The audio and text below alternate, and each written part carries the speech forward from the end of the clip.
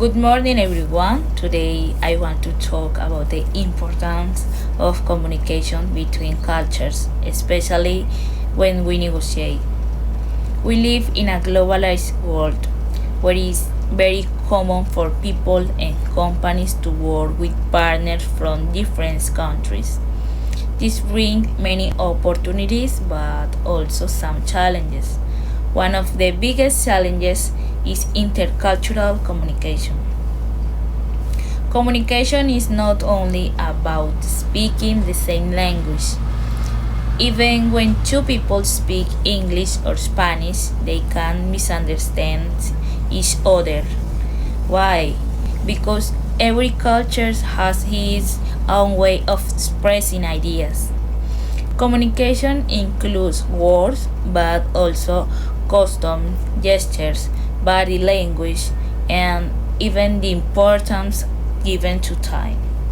For example, in countries like Germany or Japan, punctuality is extremely important. Being late can be seen as a sign of disrespect. In contrast, in many Latin American countries, time is more flexible. Arriving a few minutes late is often considered normal. If we don't understand these differences, we may create a bad impression without meaning to. In the United States, it's common to start immediately with numbers, contracts, and results. But in many Latin American countries, people often begin with small talk, asking about family, health, or sharing a coffee before talking about business. That first conversation is not a waste of time, it's a way to build trust.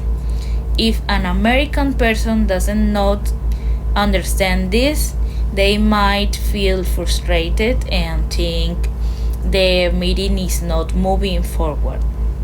On the other hand, if a Latin American person does not understand the American style, they may feel the negotiation is cold or unfriendly.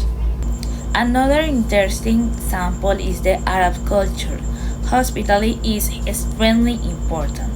When you visit an Arab partner, they may offer you tea, coffee, or even food. Accepting this hospitality is a sign of respect.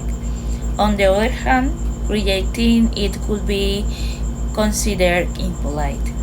In communication, one very interesting aspect is how people say no.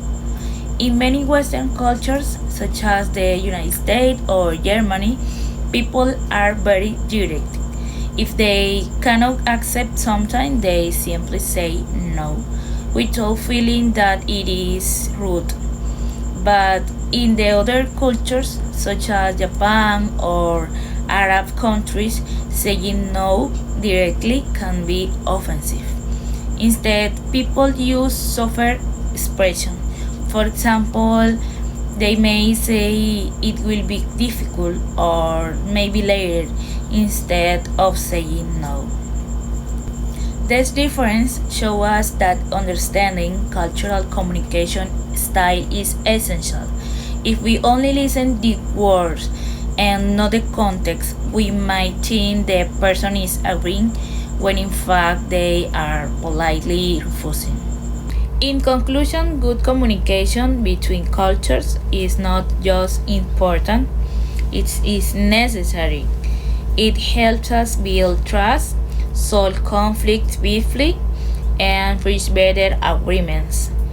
That is why learning about cultures before negotiating is not only useful, but fundamental for success in today's connected world.